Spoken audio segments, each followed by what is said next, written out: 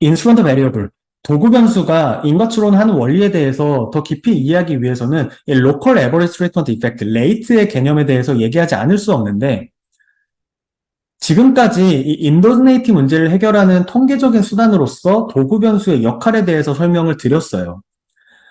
그런데 이 리그레션에서의 인도즈네이티의 관점에서의 이런 인과적인 해석은 이론적으로 비편향 추정을 한다라는 점은 명확하지만 직관적으로 이게 어떠한 인과적인 의미를 갖는지를 이해하는 건 쉽지 않아요.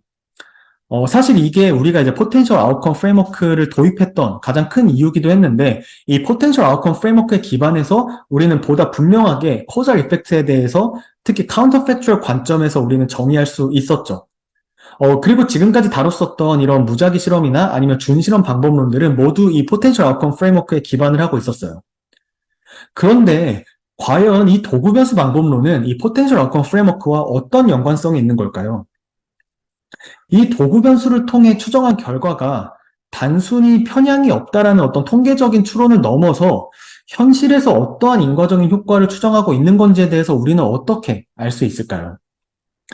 물론 강의 초반에 말씀드렸던 것처럼 이 리그레션에서의 인도즈네이티가 이 포텐셜 아웃컴 프레임워크에서의 셀렉션 바이어스와 일맥상통한다라는 사실에 기반해서 간접적으로 이 도구 변수와 포텐셜 아웃컴 프레임워크의 연관성에 대해서 생각해 볼 수는 있겠지만 여전히 이 도구 변수 방법론이 포텐셜 아웃컴 프레임워크와 어떤 관련이 있고 그래서 어떠한 인과적인 효과를 추정하는 건지에 대해서는 여전히 모호한 게 사실이에요. 이런 인스트루먼트 베리어블 분석을 이렇게 포텐셜 아웃컴 프레임워크에 통합하고 이거를 이해하는 어떤 사고의 폭을 넓히는데 결정적인 역할을 한 개념이 바로 로컬 에버리지 트리트먼트 이펙트, 레이트라고 할 수 있고 이러한 레이트라는 개념을 통해서 이 도구 변수 분석도 지금까지 다뤘었던 이런 커자 익스페리먼트 중에 하나로서 이해할 수 있는 길이 열렸고 더 중요한 건 이 도구 변수 분석을 통해서 우리가 실제로 추정할 수 있는 인과적인 효과가 뭔지에 대해서 보다 직관적이고 분명하게 해석할 수 있게 됐다는 점이 바로 이 레이트라는 개념의 의의라고 할 수 있어요. 그리고 바로 이러한 레이트의 개념을 정립한 공로를 인정받아서 2021년에 조슈아 앵그리스트와 그리고 휘도 인벤스 교수님이 노벨 경제학상을 수상을 했었죠. 이 노벨상 선정 이후에서도 지금 여기에서 보면은 이 로컬 에버리지 트리트먼트 이펙트는 도구 변수 프레임워크를 포텐셜 아웃컴 프레임워크에 통합한 공로를 지금 가장 강조를 하고 있어요. 그래서 이번 시간에는 이 도구 변수를 통한 인과추론을 포텐셜 아웃컴 프레임워크 관점에서 어떻게 해석할 수 있을지에 대해서 이 레이트라는 개념을 통해서 좀 더 자세히 설명을 드려보도록 하겠습니다. 도구 변수를 통해서 우리는 이 트리트먼트 베리어블에서 익소지너스한 파트만 예측을 하고 이렇게 예측된 트리트먼트만 활용을 해서 인과추론을 할 수 있다는 점에 대해서 설명을 드렸죠. 이걸 다시 한번 생각해 보면은 이 도구 변수를 통해서 유도된 이 트리트먼트 부분만 발라내는 것과 같다라고 이해해 볼 수 있고 그런 의미에서 도구 변수를 하나의 트리트먼트 어사이먼트 메커니즘이라고 해석해 볼 수도 있을 거예요. 다만 여기서 이 도구 변수는 이 무작위 실험에서처럼 이 트리트먼트를 강제로 배정하는 게 아니기 때문에 분석 대상이 사실 도구 변수의 영향을 받았을 수도 있고 아닐 수도 있어요. 이렇게 도구 변수의 역할을 트리트먼트 어사이먼트 메커니즘으로 이해를 한다면 이 도구 변수에 의한 트리트먼트의 포텐셜 아웃컴에 따라서 이 분석 대상의 유형들을 이렇게 네 가지로 구분해 볼 수 있어요. 여기서는 편의상 이 도구 변수와 이 트리트먼트 스테터스를 모두 바이너리로 정의를 해볼게요. 그래서 0과 1의 값만 일단 갖는다고 가정을 해볼게요. 그래서 여기서 지금 X축은 지금 도구 변수에 대한 스테터스를 나타내고 Y축은 이 트리트먼트를 받을지 말지 여부에 대한 이런 바이너리 베리어블을 나타내고 있어요. 그래서 여기서 보면은 이 도구 변수에 반응하지 않고 이와 상관없이 항상 트리트먼트를 받는 이런 always takers라는 사람들도 있고 또 도구 변수와 상관없이 반대로 항상 트리트먼트를 받지 않는 never taker도 있을 거예요. 반면에 도구 변수에 의해서 트리트먼트가 의도된 대로 유도된 사람들도 생각해 볼 수 있는데 다시 말해서 도구 변수 값이 1이면 트리트먼트를 받고 0이면 받지 않는 사람들을 우리는 이제 수능자라고 해서 이제 compliers라고 얘기를 해요. 그리고 이제 그거에 반대로 완전히 청개구리처럼 반대로 행동하는 사람들이 있는데 그런 사람들 이제 defier라고 불러요. 이러한 개념들은 이 도구 변수에 의한 이 트리트먼트 어사인먼트의 잠재적인 결과에 따라서 구분한 이런 유형들이기 때문에 이 포텐셜 아웃컴에 대한 고려 없이는 사실 생각하기 어려운 개념이고, 그래서 이전에는 이러한 서브젝트 타입에 대해서 고려하지 않았었어요. 이렇게 서브젝트 타입을 구분하는 것의 의미는 두 가지라고 볼 수 있는데, 첫 번째는 도구 변수가 이들 중에서 어떤 대상에 대한 인과적인 효과를 추정하는 건지에 대해서 보다 분명하게 할 수 있다는 점이고, 두 번째는 인과 추론을 위해서 이 중에서 어떠한 대상들이 포함되어야 하고 포함되어서는 안 되는지에 대해서 분명하게 할 수 있다는 점이에요. 앞서 도구 변수의 역할이 이 도구 변수에 의해서 유도된 그 트리트먼트, 그 예측된 그 트리트먼트만 발라내고자 하는 거라고 언급을 했었는데, 그런 의미에서 이 도구 변수에 전혀 반응하지 않는 이런 always takers나 never takers는 사실 도구 변수에 의한 추정에서 고려되지 않을 수밖에 없다는 건 충분히 이해되시죠? 결국에는 도구 변수에 의해서 트리트먼트가 변하는 컴플라이어스와 디파이어스가 이제 도구 변수로 우리가 추정할 수 있는 효과라고 볼 수 있는데, 이 두 그룹에서는 여기 지금 볼 수 있는 것처럼 도구 변수에 따라서 트리트먼트가 정반대로 지금 배정이 되고 있죠. 그렇기 때문에 하나의 그룹에서의 효과는 다른 하나의 그룹에서의 효과를 서로 상쇄하고 방해할 수 있다는 것도 충분히 이해되실 거예요. 그래서 우리가 도구 변수를 통해서 유도하고 있는 트리트먼트를 받은 이 컴플라이어스가 아니라 그러한 의도에 반대로 움직이는 디파이어스는 우리가 도구 변수를 통해 트리트먼트 그룹을 배정하려고 할 때 반대로 컨트롤 그룹이 되고, 또 컨트롤 그룹을 배정하려고 의도할 때 트리트먼트 그룹이 되고, 이렇게 정반대로 움직이니까 결과적으로 인과 추론의 디자인을 완전히 망치는 요인으로 작용을 할 수밖에 없어요.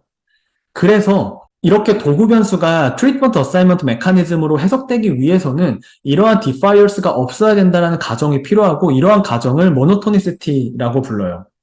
이러한 모노토니시티 가정은 기존에는 고려되지 않았었지만 이 도구 변수 분석을 이 포텐셜 아웃컴 프레임워크로 해석하기 위해서는 반드시 필요한 가정이라고 볼 수 있겠죠. 결국 디파이어스가 없다라는 모노토니시티 가정 하에서 이 도구 변수를 활용한 투 스테이지 리스트 스퀘어 분석은 컴플라이어스 그룹에서 도구 변수에 의해 유도되는 트리트먼트의 인과적인 효과를 추정할 수 있고, 이러한 효과는 그 전체가 아니고 이 컴플라이어스라는 서브 파퓰레이션에서 로컬하게 추정된 ATE라는 점에서 바로 이거를 이제 로컬 에버리지 트리트먼트 이펙트, 레이트라고 우리는 부를 수 있는 거예요. 이게 이제 왜 로컬 AT라고 불리고 이게 왜 레이트라고 불리는지에 대해서 충분히 이해되시죠? 그런데 사실 이 도구 변수를 통한 추정이 컴플라이어스에서의 인과적인 효과라는 게 잘 와닿지 않으실 수 있을 것 같아서 이에 대해서 조금 더 구체적인 예시를 한번 설명을 드려볼게요. 이 연구는 이 조슈아 앵글스트 교수님의 대표 연구 중에 하나이자 이 레이트에 대한 개념을 소개한 초창기 연구라고 볼 수 있는데, 여기서는 미국에서 베트남 전쟁 참전 경험이 평생 소득에 미치는 인과적인 효과를 분석하고 있어요. 미국에서 베트남전 당시 생년월일을 기준으로 이 제비뽑기를 통해서 징병 우선순위를 정했는데, 이 생년월일은 개인이 뭐 태어날 때 선택할 수 있는 영역이 아니기 때문에 무작위에 가깝게 배정됐다라고 볼 수 있겠죠. 그런데 이렇게 징병 대상자가 됐다고 하더라도 여러 예외 조항에 의해서 면제가 됐을 수도 있고, 아니면은 양심적 병역 거부 등을 이유로 징집을 거부한 사람들도 있을 거예요. 아니면 반대로 징병 대상자가 되더라도 스스로 자원해서 입대한 사람들도 분명히 있겠죠. 그래서 이런 걸 분석하기 위해서 여기서는 지금 이 드래프트 로터리를 도구 변수로 보고 있고, 실제로 참전 여부를 이제 트리트먼트로 보고 있어요. 그래서 이렇게 전쟁에 참여했던 이 참전 용사들의 일생의 소득 수준에 대해서 분석을 하고 있는 거죠. 그래서 그 분석 대상에 대해서 이 도구 변수인 드래프트 로터리와 그리고 실제 참전에 따라서 이 2x2 상태로 이렇게 나눌 수 있는 거예요. 그래서 오른쪽 위의 표는 지금 각 카테고리에 포함된 지금 샘플 숫자를 나타내고, 지금 이 아래 표는 그 각 카테고리에 해당하는 사람들의 평균 소득을 지금 나타내고 있어요. 사실 이 오른쪽에 있는 두 표는 이 데이터 수집을 통해서 우리가 충분히 구할 수 있는 부분이에요. 그쵸? 이때 이 베테랑 스테터스가 소득 수준에 미치는 효과를 분석하기 위해서 참전 군인과 아니었던 사람들을 단순 비교하는 건 적절하지 않다라는 건 여러분들이 충분히 이해하실 수 있을 거예요. 왜냐하면 참전 군인과 그렇지 않은 사람들은 애초에 비교 가능하지 않은 여러 가지 요인에서의 차이가 있고, 다시 말해서 셀렉션 바이어스가 있기 때문에 인과 추론이 적절하지 않은 거죠. 실제로 오른쪽에서의 이 로 데이터에서 이 베테랑 여부에 따른 소득 수준의 평균을 구하고 그들의 차이를 이제 계산을 해보면 약 2% 정도의 차이가 이제 계산이 되는데, 또 여기서 이제 만약에 단순하게 이 리그레션 분석을 통해서 이 베테랑 스테터스가 평생 소득에 미치는 효과를 분석을 하면은 정확히 이런 단순 비교와 다르지 않아요. 그 추정 결과가 정확히 일치하는 것을 확인할 수 있죠. 어, 여기서 이 소수점에서의 뭐 작은 차이는 계산 과정에서의 반올림에 의한 결과라고 볼 수 있을 것 같고요. 이 리그레션 분석을 통해서 인과 추론을 위해서는 이 베테랑과 아닌 사람들 간의 셀렉션 바이어스를 설명할 수 있는 이 컨트롤 베리어블을 이제 통제를 하면은 그나마 이것보다는 조금 더 나아질 수 있겠지만, 사실 우리가 그러한 셀렉션 바이어스를 야기할 수 있는 모든 요인들을 다 알고 있고 또 그것들을 전부 다 데이터 수집을 통해서 통제할 수 있다라고 보기 어렵기 때문에 사실 이러한 리그레션을 통해서 인과 추론을 하는 게 쉽지 않다라는 거에 대해서도 다시 한번 좀 생각해 볼 수 있을 것 같아요. 그래서 결국에는 이런 언옵저브드 컨파운더까지 고려하기 위해서는 어떤 준실험 방법론을 활용해야 되는데 도구 변수도 그중 하나예요. 만약에 지금 이 분석 결과를 바탕으로 참전 용사들의 평생 소득 수준이 일반 국민들 대비해서 약 2% 정도밖에 차이가 안 난다라고 하면은 사실 그 차이가 뭐 그렇게 크진 않기 때문에 그들에 대한 어떤 사회적 지원의 필요성에 대한 주장이 설득력을 덜하게 될지도 모르죠. 하지만 이거는 분명히 셀렉션 바이어스에 의한 결과였고, 만약에 이 드래프트 로터리라는 도구 변수를 활용해서 이 인더스네이티, 셀렉션 바이어스를 보정한 후에 효과를 추정한다면 어떨까요? 그리고 그거는 우리의 의사결정에 어떠한 영향을 미칠까요? 실제 도구 변수를 활용한 투 스테이지 리스트 스퀘어의 결과를 먼저 보면은 지금 다음과 같은데 굉장히 크게 차이가 나는 걸 볼 수 있죠. 이 베테랑과 아닌 사람들의 평생 소득의 차이가 20% 이상으로 굉장히 크게 차이가 나는 것을 지금 볼 수 있어요. 이건 참전이 그 사람의 평생 소득 수준에 굉장히 큰 악영향을 주고 있기 때문에 국가 입장에서는 이러한 분석 결과는 이 참전 군인들에 대한 어떤 보상과 어떤 지원 정책을 대폭 늘려야 할 수 있는 중요한 근거 자료가 될 수 있는 거겠죠. 그래서 이러한 사례를 통해서 이 셀렉션 바이어스 그리고 인더스네이트를 고려를 하는 게 의사결정에 있어서 얼마나 중요한 역할을 할 수 있는지에 대해서 다시 한번 좀 상기해 볼 수 있을 것 같고요. 그래서 뭐 이런 분석을 통해서 일단은 통계적으로 이게 충분히 비편향적인 추정을 한다라는 거는 알겠는데, 여기서 우리의 질문은 이 23% 감소라는 이 효과가 정확히 어디서 어떻게 나왔는지에 대한 거예요. 이걸 이해하는 게 바로 레이트의 핵심 포인트라고 볼 수 있는데, 앞서 이 도구 변수에 의해 유도된 이 트리트먼트의 효과를 추정한다라고 했잖아요. 그러면은 이 투 스테이지 리스트 스퀘어의 추정치가 이렇게 이 드래프트 로터리에 뽑혔을 때 참전한 사람들과 드래프트 로터리에 뽑히지 않아서 그래서 참전하지 않은 사람들의 이 평균의 차이를 비교한 결과이지 않을까요? 하지만 여러분들 여기 볼 수 있는 것처럼 이 값을 실제로 계산을 해보면은 약 1.8%로 23%라는 이 도구 변수 추정치와는 현저히 차이가 많이 나는 걸 볼 수 있죠. 그러면은 이 23%라는 이 인과적인 효과는 과연 어디서 나온 것이고 정확히 어떤 인과적인 효과를 나타내고 있는 걸까요? 사실 앞서 설명드린 것처럼 이러한 드래프트 로터리 결과에 순순히 따르는 사람들도 있겠지만 그렇지 않은 사람들도 분명히 있죠. 이 징병 우선순위에 상관없이 무조건 참전을 하게 될 always taker 수도 있고, 또 징병 우선순위에 상관없이 무조건 참전을 거부하거나 아니면은 여러 요인에 의해서 면제받게 될 never taker 수도 있을 거예요. 또 징병 우선순위가 높으면 반대로 참전을 거부하고, 우선순위가 낮으면은 반대로 참전을 하게 되는 이런 청개구리 같은 디파이어스도 있을 수는 있겠지만, 이런 디파이어스는 사실 현실에서는 그렇게 많지 않을 거라고 예상할 수 있기 때문에 이 드래프트 결과와 반대로 움직이는 디파이어스는 없다라고 가정을 해볼게요. 사실 이런 가정은 이런 레이트 분석을 하는데 반드시 필요한 가정이기도 했죠. 그래서 이러한 이 서브젝트 타입을 고려를 해보면은 이 앞선 이러한 해석이 잘못된 이유에 대해서도 생각해 볼 수 있는데, 바로 이 로터리 픽을 받고 참전한 사람들 중에는 도구 변수에 의해서 참전을 한 컴플라이어스도 있지만 그와 상관없이 참전 예정이었던 always takers도 있고, 또 이 로터리 픽을 받지 않은 사람들 중에서는 이에 수능에서 참전하지 않은 사람들도 있지만 그와 상관없이 참전하지 않았을 네버 테이커스도 포함되어 있기 때문이에요. 그래서 이렇게 비교를 하게 되면은 그들의 차이는 실제로 도구 변수인 이 드래프트 로터리에 의해서 유도된 그런 효과와는 차이가 클 수밖에 없겠죠. 그럼 결국에는 누가 컴플라이어고 누가 네버 테이커고 always 테이커인지에 대해서 구분할 수 있어야 되는데 이게 어떻게 가능할까요? 이거는 이 도구 변수에 의한 어떤 리스폰스에 따른 포텐셜 아웃컴에 따라서 구분되는 거고, 즉 로터리 픽을 받았을 때 실제로 어떤 행동을 했을지에 대한 이 포텐셜 아웃컴에 관련된 것이기 때문에 사실 그 개개인이 컴플라이어스인지 네버 테이커스인지 구분할 수 있는 방법은 없어요.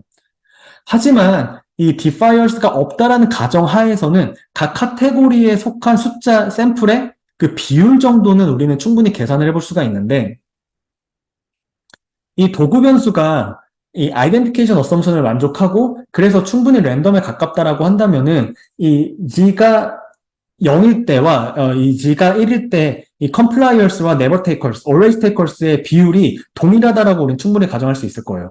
그런 점을 활용해서 이 도구 변수 G가 1일 때를 보면은 전체에서 지금 이 네버 테이커스가 차지하는 비율은 지금 W가 0일 때니까 이걸 통해서 이 실제로 전체에서 네버 테이커스의 비율을 지금 구할 수 있겠죠?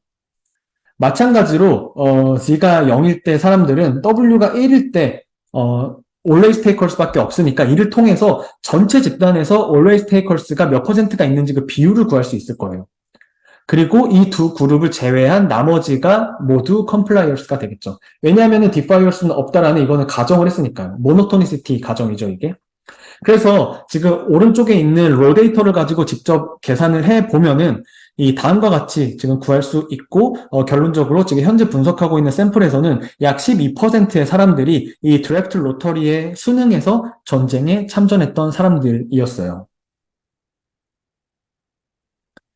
이러한 정보를 종합해서 각 그룹에서의 평균 소득값을 직접 계산해 볼 수 있는데, 이 지금 디파이어스가 없다라는 가정 때문에 도구 변수인 이 드래프트 로터리 결과와 반대로 움직이는 건 네버 테이커스와 always 테이커스밖에 없으니까 이 네버 테이커스와 always 테이커스의 그 값들은 바로 구할 수 있죠.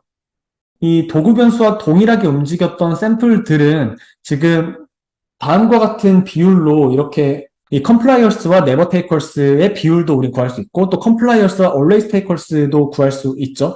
그래서 다음과 같이 이러한 비율을 가중평균을 계산을 함으로써 우리는 컴플라이어스에서의 도구 변수에 따른 참전 여부에 따라서 다음과 같이 평균 소득값을 구할 수 있어요. 그래서 제가 식을 다 써놓긴 했는데 지금 도구 변수도 0이고 실제로 참전하지 않은 사람들은 실제로 5.4472인데 이 사람들은 컴플라이어스가 0.1237만큼 그리고 네버 테이커스가 0.6888만큼 섞인 거니까 이것들의 가중 평균이 이 결과였던 거예요. 그래서 여기서 이 컴플라이어스에서의 평균을 x라고 놓고 이거를 이제 계산을 해보면은 이 x0를 쉽게 구할 수 있고 또 동일하게 이 도구 변수도 1이고 실제로 트리트먼트도 받은 사람들은 이 컴플라이어스와 always takers가 이 정도의 비율로 섞여 있는 거니까 이것도 이제 마찬가지로 이렇게 가중평균을 계산을 하고 하면은 x1에 대해서도 우리는 쉽게 계산을 할 수 있을 거예요. 실제로 이 컴플라이어스에서의 차이가 바로 우리가 도구 변수를 활용한 투 스테이지 리스트 스퀘어의 추정 결과였다라는 거를 우리는 여기서 다시 한번 확인할 수가 있어요. 바로 이 차이가 바로 마이너스 0.2336이었던 거죠. 바로 이 컴플라이어스에서의 도구 변수에 의해 유도된 그 트리트먼트에서의 그 차이가 바로 이 투 스테이지 리스트 스퀘어에서 우리가 구할 수 있었던 효과였던 거죠. 이게 바로 Local Average Treatment Effect, 레이트라는 거예요. 다시 강조드리자면 이러한 분석의 가장 큰 의의는 도구 변수 추정치가 뭘 의미하는지를 명확하게 이해할 수 있다는 점인데 여기서 전쟁 참전으로 인한 평생소득의 23% 감소 효과는 로터리에 의한 징병에 순응하는 컴플라이언스에 대한 인과적인 효과였던 거예요. 이걸 모든 국민들에 그대로 적용한다고 해서 기대할 수 있는 인과적인 효과가 아닌 거예요. 그럼 이렇게 이 컴플라이언스라는 서브 파퓰레이션에 대한 인과적인 효과가 어떤 의미가 있을지에 대해서 생각해 보면은 always takers는 이유 불문하고 전쟁이 터지면 참전할 어쩌면 직업군인과 같은 사람들이고 never takers는 징병을 거부하거나 아니면은 징병에 상관없이 면제를 받을 수 있는 조건이 있는 사람들인 거죠. 그리고 compliers는 바로 국가의 부름이 있으면은 국가의 부름에 순응하겠다라는 사람들이에요. 그러니까 결국에는 이러한 분석을 하고 이러한 분석에 따라 의사결정을 하고자 하는 주체인 정부 입장에서 보면은 이러한 국가의 부름에 의해 징병된 사람들에 대한 적절한 보상 정책을 수립하는 게 목적일 수 있겠죠. 만약에 그게 정책 의사결정의 주된 목적이라고 한다면은 이러한 컴플라이언스에 대한 인과적인 효과만으로도 충분히 의미 있는 정책적 의사결정을 내릴 수 있는 거예요. 동시에 이러한 레이트가 주는 의의는 이러한 도구 변수 추정 결과를 함부로 다른 그룹에 적용해서 안 된다라는 점을 분명하게 한다는 점이에요. 예를 들어서 처음부터 직업군인이었던 사람들은 징병 여부와 관계없이 참전했을 always takers였을 가능성이 높으니까 그 참전이 이러한 직업군인들에게 미치는 소득 수준의 변화에 대해서 이런 23%의 감소라는 이런 인과적 효과를 기대할 수는 없다는 거예요. 왜냐하면 이 23%는 컴플라이언스에만 적용되는 효과니까요. 오히려 직업군인 같은 경우는 오히려 전쟁 참전 이후에 더 이 승진을 해가지고 소득 수준이 더 높아질 가능성도 있는 거겠죠. 분명히 이 컴플라이언스와는 다른 환경에 놓여 있을 거라는 건 충분히 예상 가능하죠. 정리해 보면은 이 도구 변수를 활용한 이 투스테이지 리스트 스퀘어 추정 결과는 전체 집단에 대한 에버리지 트리트먼트 이펙트가 아니라 도구 변수에 의해 유도되는 트리트먼트에 영향을 받는 사람들인 컴플라이언스에서의 효과인 로컬 에버리지 트리트먼트 이펙트이고 이를 통해서 비로소 우리는 이 도구 변수 분석에 대해서 컴플라이언스 그룹에서의 트리트먼트를 유도하는 어떤 가상의 커즈얼 엑스페리먼트로서 이해할 수 있다는 거예요. 이제 왜 이 도구 변수 분석도 준실험의 일부가 될 수 있는지에 대해서 어느 정도 좀 이해되시나요? 사실 더 정확하게 얘기하면은 도구 변수 분석 전체가 준실험이 될 수 있다라기보다는 도구 변수를 활용한 투 스테이지 리스트 스퀘어 방법이 준실험의 일부가 될 수 있다는 거예요. 그런데 이러한 투 스테이지 리스트 스퀘어 분석에서 한 가지 주의해야 될 점은 이러한 컴플라이언스는 사실 특정 도구 변수에 순응하는 여부에 대한 거기 때문에 도구 변수가 달라지면은 당연히 그 도구 변수에 유도되는 트리트먼트에 영향을 받는 그 컴플라이언스도 당연히 달라지겠죠. 그래서 사실 이러한 레이트 분석, 특히 투 스테이지 리스트 스퀘어를 활용한 이런 레이트 분석의 가장 큰 한계 중에 하나는 바로 다른 컨텍스트에 일반화하기 쉽지 않고 그래서 해석에 더 각별히 유의해야 한다는 거예요. 잠재적 결과 관점에서 이 로컬 에버리지 트리트먼트 이펙트는 그렇게 어렵지 않게 유도할 수 있는데 여기서는 뭐 자세한 설명은 생략하고 관심 있는 분들이 쉽게 참고해 볼 수 있도록 이렇게 어펜딕스로만 정리를 하고 넘어가도록 하겠습니다.